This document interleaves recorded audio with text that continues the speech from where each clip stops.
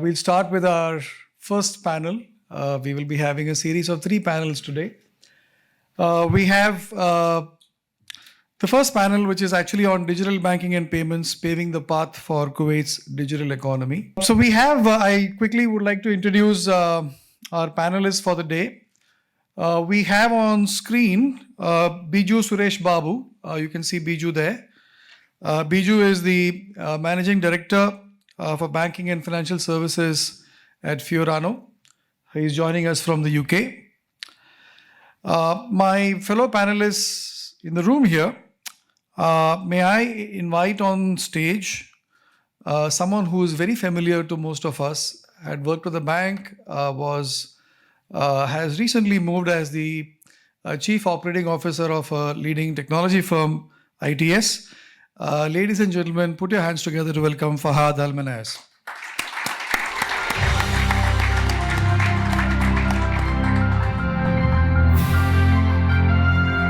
You can take the last one.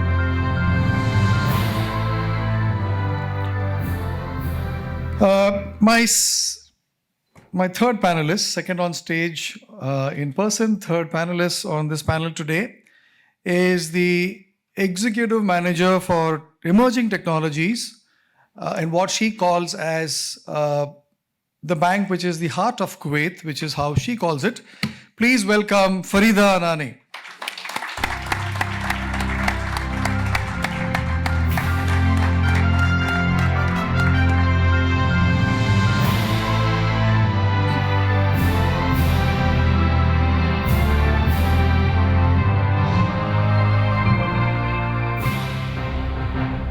My next panelist for the day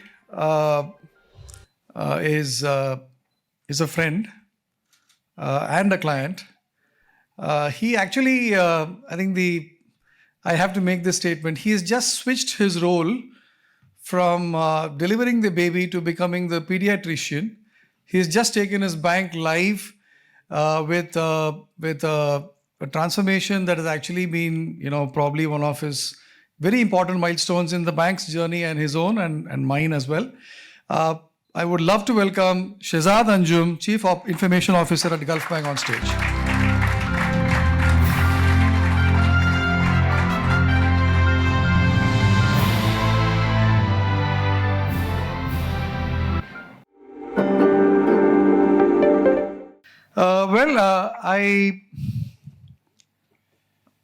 I want to start the discussion today with something that is, maybe we'll start with the lady.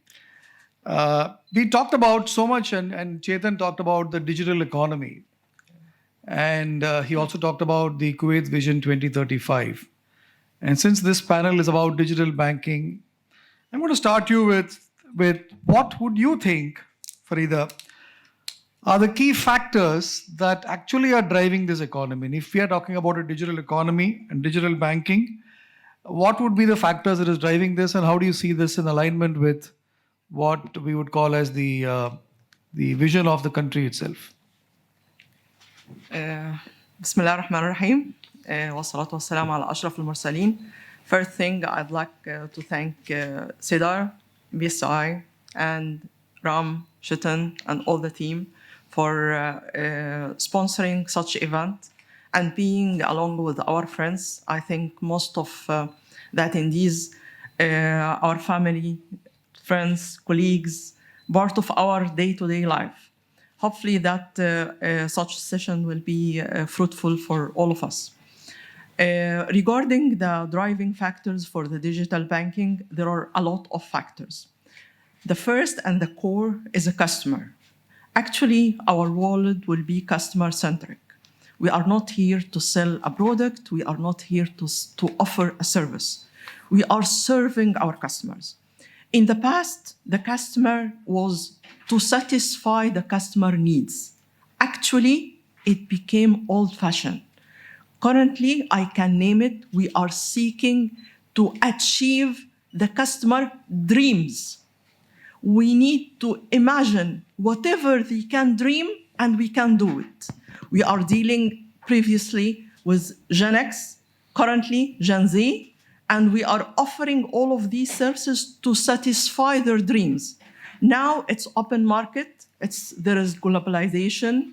There are a lot of technology trends. They can hear, they can see, they can travel, they can be attached to different financial institutions. Like Chetan told us, it's not a bank. I can use the banking services from the nearest supermarket. I can do anything from my home. I can dream for any services. And when I'll click your app, I need to see my dreams. That's why. For the first factor that driving the digital banking and digital transformation is the customer dreams. Secondly is the technology. If you can currently analyze the behavior from most of the vendors and suppliers, you will find a very strange manners coming into the pictures for the last 5 years. Everybody is offering for you the license and providing for you. End of life became 2 years. If you are not updating or upgrading within 2 years, you're out of my scope of support. But they are enforcing you is to run after the technology. Now the matter of the internet, mobile banking, technology, AI, everything around us, pushing all the banks to run after the digital transformation. It became mandates. It's not like luxury for the banks. Previously, it was luxury. I'm here to put my logo and say, I have a window like that, I have an app like that, I have a service like that. No, it is mandated. If you will not do, you are out of the market. Third, actually, is the government and the regulators. The regulators, especially in GCC and specifically in Kuwait, very aggressive towards the digital transformation because it's a national approach, a national plan. It's their aspects and perspectives. The matter of the regulator, they are pushing all the banks and financial institutions to apply the most recent technology. They need to adopt the digital banking. The digital banking is not like the image that it's currently communicated within the market, that it's a different or away from the traditional bank that we know, or a new license away from our banks. No, every bank worldwide is a digital bank. Beside it, it's a minor services and products relying on a traditional one. But actually, the core and heart is the digitalization. The other matters is the banks itself, the competition between the banks. The competition, it's running so fast, so aggressive. Every bank now, they need to launch a product in a minutes and seconds, even. The matter of using the persona and the machine learning in programming, developing, launching new low code, zero code of development means when I click a button, there is a product coming to a different segment or a different person or a specific customer or a specific corporate. In the past, when somebody is telling us, I need a product for my customer X. Actually, are you joking? I'll design a product or a service for a customer or a corporate. No, today I can do it. A click of a button, I'll do it. I'll launch for you now a product. I'll launch for you a specific designed, customized services for you. For all of these are the driving factors into the digital banking. From the alignment with such factors with the National Development Plan for Kuwait, actually, I think it's the same roadmap for the development. It's the banks are following the national plan inside Kuwait. The national plan currently and aggressively supporting digitalization across all the sectors and across all the industries. They need to enhance their public services, so they need a digital banking platforms and services, payments, and all of that. They need to create an educated, skillful generation where they can be using such a technology. So we are investing into the human capital and enhancing the generation inside Kuwait. There are a lot of usage of the technology. They need to improve the lifestyle inside Kuwait, so the digital banking supporting such alignment. All of the digital banking is serving actually the national plan inside Kuwait. And one of the pillars introduced within the presentation is the open banking approach, and where we will discuss it somewhere in our panel. It's also a part of the technology where everything will be offered by all the banks, and you can inquire from hundred of accounts across 5, 6 financial institutions in one click. So it's open. Previously, it's globalization, then open API, then ecosystem, then currently it's open live. I'm going to come back to you on the open banking comment, Farida. But I guess what was very interesting was the way you articulated how customer is right in the front and middle, and you encouraging the customers to dream, and you're saying I would actually make a specific product for a customer, and that's where I'm moving towards, right? I mean, I'm today in a position to do that. And that's something I want to take away from you and take to you, Shehzad, right? I think if every customer is dreaming and looking to actually have an expectation on what they want, not tomorrow, today, and that's something that's evolving every day, and customer needs are evolving and expectations are changing. But you also have to be having a flexible, adaptable, agile technology to keep addressing this, right? I mean, you can't possibly have yesterday's engine to serve tomorrow's speed. So you will have to obviously be adapting technology to this evolving customer needs. What does one do, or how does one go about doing this to stay ahead of the game? Hi, good morning, everyone. I must start. Thank you, Ram, for I always learn new analogies from him. So, yeah, as he said that you've delivered a baby, now we're in we're in ICU or an intensive care. We just went live with our new core system 6 days before. So, to come back to the point, to address the most obviously evolving needs of the customer, and as well as the technological advancements which are very important. There are several things, which we have done as a bank, and which I think we have heard the buzzwords throughout, and now they're becoming real, right? I mean, you mentioned about AI, ML, RPAs, microservices, architectures. All of them now are really becoming, practical and real. Especially when it comes to the architectures, how do you really develop modular architectures? That's very important, especially when it comes to technological front, right?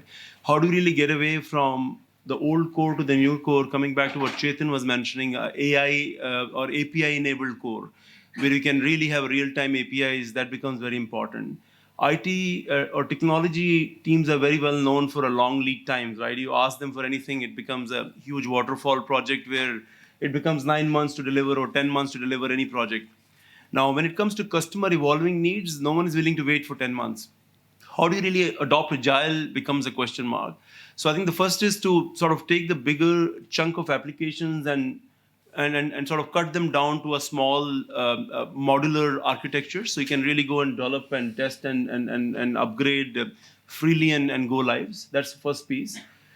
Second is API first. I mean, whenever you do something, just make sure it is an API first approach, so you can consume data from those APIs. And whenever the open banking becomes practical, so you can easily integrate third parties into it, that becomes a big thing. And the cloud. Cloud, I know we have heard a lot about cloud. Chetan talked about Zain Cloud in Kuwait. There's AWS Cloud, which is in Kuwait, and there are other things which are coming in Kuwait. Cloud becomes very important in terms of flexible deployments, following a microservices-based architecture, and also flexible adoption. So you can really go and deploy something and test something and fail faster, rather waiting for longer lead times to fail and then come back and redo something different. That becomes very important.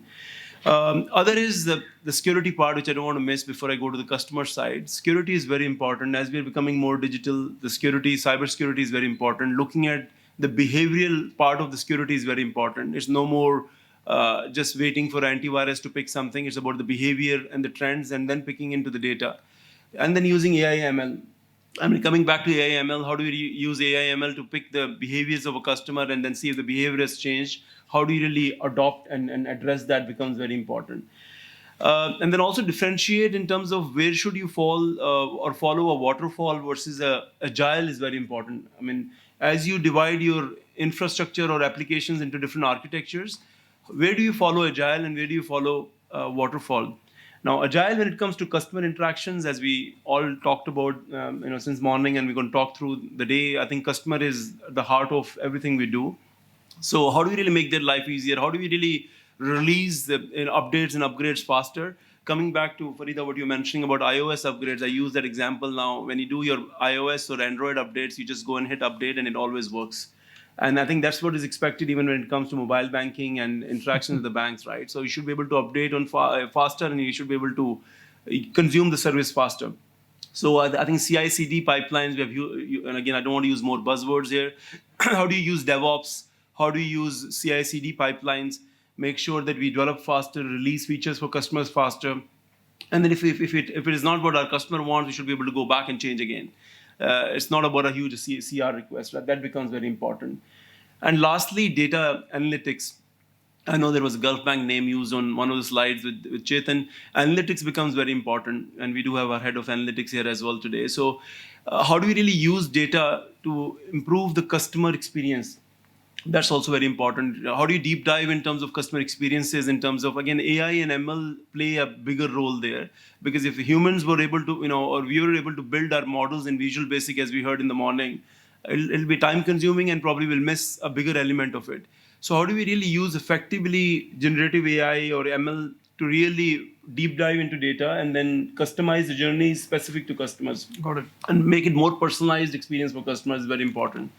So I think these are very important parts. I mean, I can go on. Very interesting. No, I think Shehzad, you have touched almost all the critical aspects of what we are all talking about here, from agile to cloud to fail fast to security and personalized customer experiences. But in addition to all of this, you said something else, which is what I want to take away. And you talked about this love-hate relationship that one has with the technology community, where you say, look, I mean, I can't live without them, but they come and ask me for a CR, and then they ask me for something, and it becomes hard.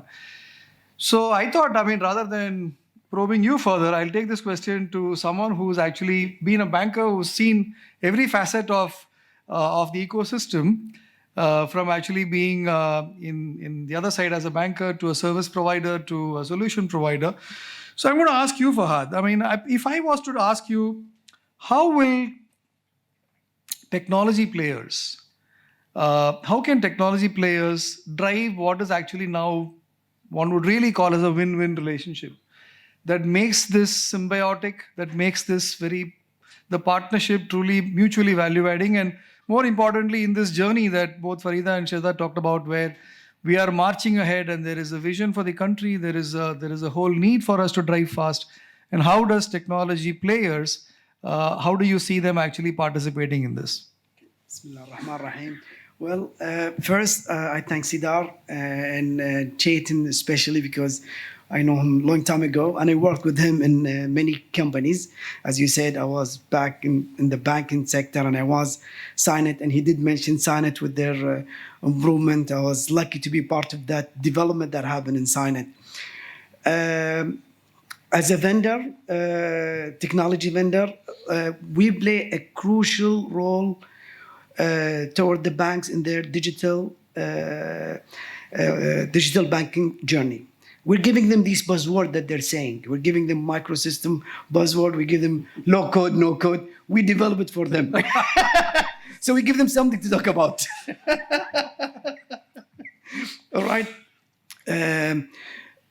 Banks really wants to serve their customers, and they want to actually deliver their dreams.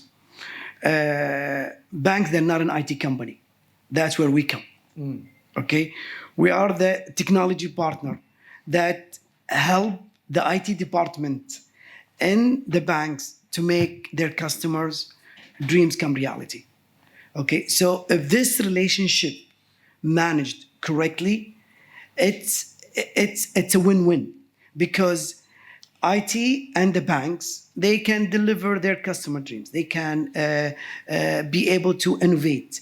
They can be efficient. They will improve their customer satisfactions. Because I'm sure they already have the customer satisfactions, but the vendor technology, it's actually improved the satisfactions. Okay, what's in it for us? Okay, it's stability of the company. Okay, especially like. For example, ITS, because we're known for a banking specialized IT company. When I go to any sector in Kuwait, government or even outside Kuwait, because we're multinational, and we say our customer is Gulf Bank or our customer KFH, it does give us credibility, because all the market knows that banking sector is very demanding and very strong and very powerful. So when I say I'm the one who's supporting these banks with their technology, it does give us a big credit in the government and in the oil sector, for example. So this is where what really a vendor technology can really help the banks, being able to assist them with kind of like make it easy for them to develop, to design a product for our own customer. To be able to change, not wait 9 months for a change request. Okay, they will give them that flexibility to become kind of an IT company inside the bank by giving them this leverage. So this is the role that the technology company that plays with the digital transformations. Very interesting, Fahad. I'm reminded of a very famous ad line that was by a bank in the UAE that goes as, we do banking, so you do life. Yeah. Right? And that's what they tell to the customer. So what I'm hearing you say is, we do technology, Mr. Bank, so you do banking. Yes, So exactly. so interesting, right?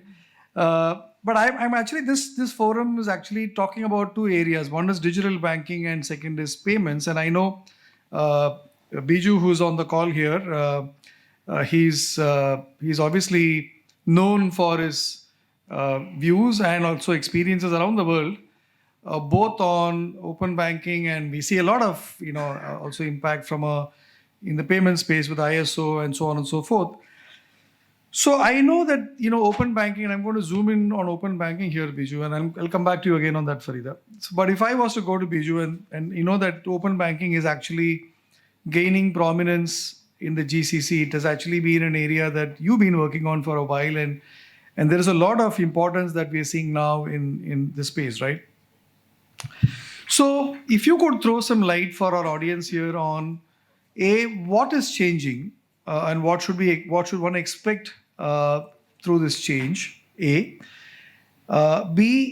if this change or trend or regulation, as you may call it, is the way it's going, what should banks really do more or different than what they've been doing to embrace this, what one would call as the new era of open banking? Sure, Ram. Good morning, everybody. Thanks for having us. So my name is Biju. I have banking for Fiorano globally, and primarily that's open banking at this point in time. I'm based in London. I have been working in open banking for roughly 5 years now. And my team's on the ground, so Alex and Kiran are there with you. Sorry, I could not make it today. But it's a great question, right? So open banking started as an experiment in Europe with the PSD2 regulation back in 2018.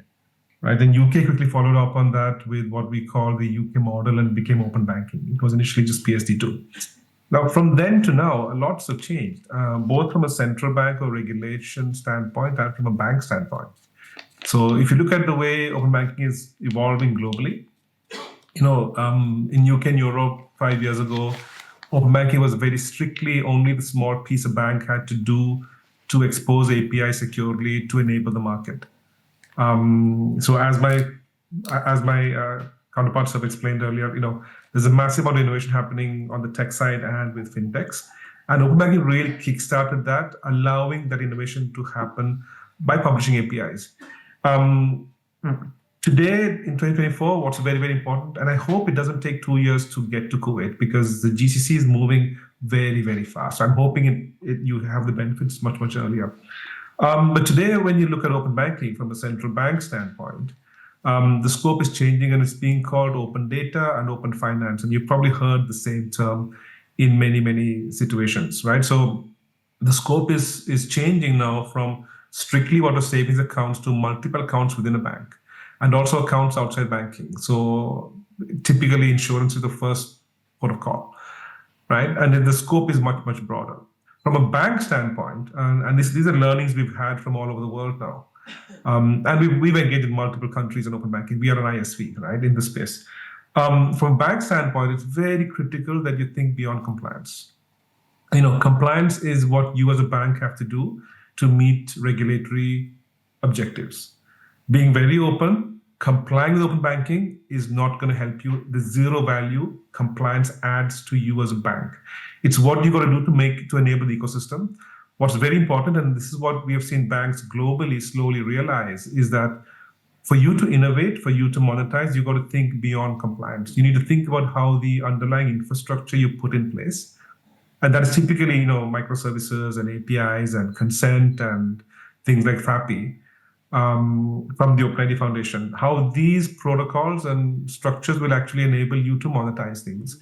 So today, if you look at other regions where open banking is going live, and regions where it's mature, like the UK and Europe, the successful banks have really gone considerably beyond compliance. So they're using the same infrastructure to create new propositions that are monetizable through APIs. And typically, the shape that takes is things like embedded finance and banking as a service. I'm not saying jump into things like BaaS, right? BaaS can be very, very profitable if it's done correctly. But when you think of open banking, please do not make the mistake of thinking just about how do I comply with what the central bank is telling me to do, because just that is not going to help you at all. So, and I think just to kind of extend that point, if you look across, to some of your neighbors in the GCC, especially the UAE, the central bank of UAE they're doing it really, really well. And I'm in London. I know UK took the lead in open banking 5 years ago. At this point in time, I'm seeing that change. I mean, we're not seeing enough innovation happening in UK around open banking, whereas the central bank of UAE is doing absolutely amazing things. They're in fact even talking about a monetization model for banks, which no regulator has done till now, because till now, most of the countries where open banking is live, it's a service the banks provide free of cost. In addition, the CBUAE is actually running a centrally hosted model, right, which takes a lot of the heavy lifting, the really complicated plumbing headache away from a bank, from you as commercial banks, and is running that centrally on CBUAE managed infrastructure, which is quite a departure from how the rest of the world is doing it.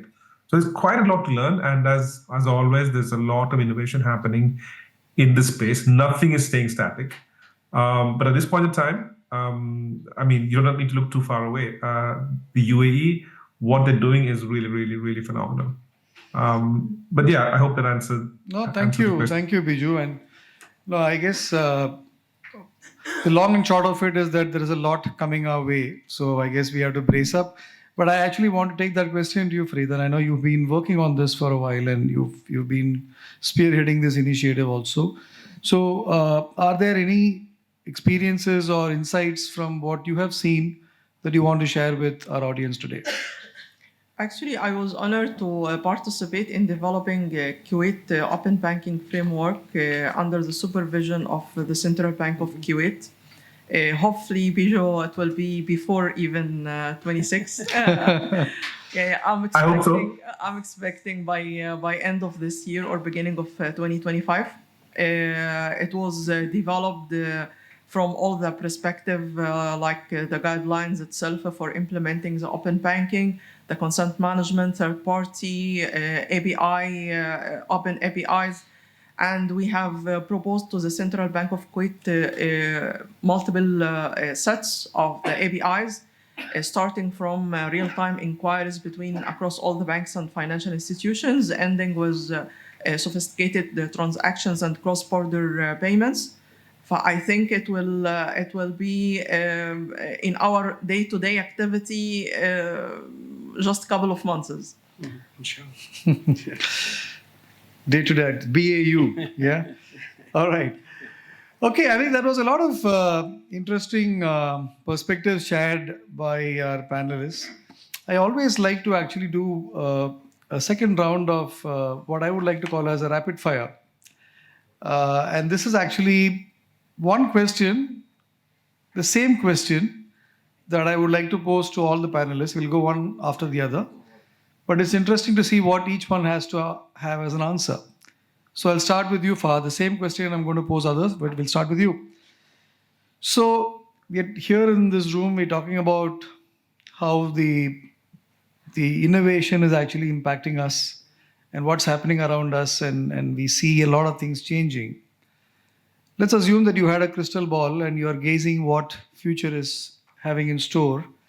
What do you see as the most impactful innovation that will have an impact on all of us in the next, say, 3 years? Without thinking so much, You can move your mic closer, please. without thinking so much, it's going to be AI and machine learning. AI and machine learning. Yes. And anything specific you want to add to that? Right now, the last few years, we've been accumulative a big amount of data everywhere. Okay, and this data is very, very, very valuable. If you really know how to manage this data, you will make a fortune. And I saw that in a smaller scale with Signet. Okay, when I start using and managing this data analytic that we have in Signet, and then take it from the bank and resell it back to the bank with a lot of money. All right, so to make this is a faster and rapid development, AI and machine learning, it's going to add a lot of value on this data that's been accumulative on all these years. Now I understand, Fahad. Your earlier statement saying when we do work for banks, the oil companies love us. And now you're telling me data is the new oil. So, It is. Actually, it there is. you go. All right. Excellent. Farida. Actually, I'm expecting dynamic, personalized services. Taking the improvement from the AI, ML, automation, chatbots, services, technology, everything underlying from the bank will provide the customer a dynamic one. And for example, normally for persona, they are designing and developing it from the perspective of a segmentation of the customer. And most of the banks, while they are implementing not in Kuwait only, but globally, they are dividing the segments for at least 3-4 months. My expectation is your personalized services can vary every minute. If your behavior changed, every minute will be changed. Yesterday, you were in India, so I can provide for you XYZ services. After a couple of hours, you landed to Kuwait, I'll change completely your app, your preference, the navigation, services, discounts, marketplaces, everything. My expectation is providing the dynamicity inside the personalization for banking services. So we started with data and AI, and you're saying you're taking it forward from there, and you're saying I will offer personalized services. I love it. Cesar? It's going to make your life difficult. Because if you keep traveling so much, I don't know what's going to happen, right? So much of personalized services which are so different. So I think it goes back to the data being a foundation, the advanced decision making. I think that's a key part. Based on data, the decision making today would be doing very manual. I think I see it automating. I don't want to see anything beyond 3 years. I think 3 years is also a stretch given the technological advancements the way it is going. So I think the advanced decision making is key, and the advanced analytics. Now you can use that analytics for customer personalization, customer experience personalization. You can use it for selling more products to them. I think that's where I see a big change. And open banking, as we have spoken about, and I think partners or fintechs which are very much associated with the open banking and the APIs being consumed and regulator providing a framework where they can freely operate. I think that's going to be a big change when it comes to Kuwait in particular, I would say. Interesting. And you see this actually a large influence in the way things are actually going to unfold. Yeah. Biju? Sorry, yeah. So I think in my head it's almost a trifecta. So there's three things, right? So one is AI for sure. I mean, nobody can escape AI at this point. The second is composability. And, the whole model of coreless banking, I know there's a lot, we all work on cores, but coreless is expanding massively to be able to leverage a cloud. And the third is API and microservice infrastructure. And these three together are going to change everything. And to be honest, banks today are almost becoming tech companies, right? If you don't have a solid core for all of these three, it's going to be very, very hard. And to counter some of the points I heard earlier, yes, bank fintech innovation is amazing, but there still is a risk, right? I mean, the big techs are definitely a risk. They do want those customers. So I think it's important banks to not blindly go into this saying, yeah, I know we're going to partner with everybody. You do need to build up that capability to a large extent yourself. But yeah, I think it's those three things that are going to make a bit of a difference. That's a very different outlook to that picture here. Thank you again, Biju. Well, I have, maybe I can take a couple of questions from the audience for our panelists here. I've been given some signals from the back saying I have 1 minute to go. So let's wrap maybe with one or two questions. Yes.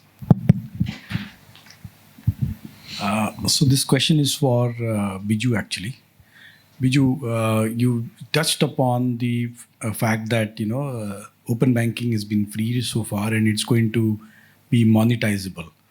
Do you think that this could be a big game changer for open banking as you move ahead? Great question, right? So think of external APIs in two categories. One category is going to be what the central bank mandates, right? And CBOE, like I said, are the first regulatory saying with an intent to make them monetizable. Those are the mandatory APIs. But to a certain extent, right? But if you look at the non-mandatory APIs, which is really where banking service and embedded finance comes in, those are going to definitely be a big game changer. And the thing is, the meaning is changing, right? So like I said, when we started with open banking globally, it was just about the mandatory APIs, those compliance. But today, when you talk, people's understanding of banking is generally API-based banking, right? So 100%, the entire world is moving into that model, and successfully so, right? To give you an example, most of us have the Starbucks app. Most people do not know that Starbucks is a very successful bank because they have a wallet where people keep money to buy coffee, and there's no interest on that. Now, Starbucks does not have a financial license. A bank has it and is charging Starbucks to use that. It's an great example. But the entire model is driven through APIs. Yeah. So 100% yes. Interesting. Well, I see a few hands. Yes, Raju. Maybe you can introduce yourself. Raju, Internal Control Burgan Bank.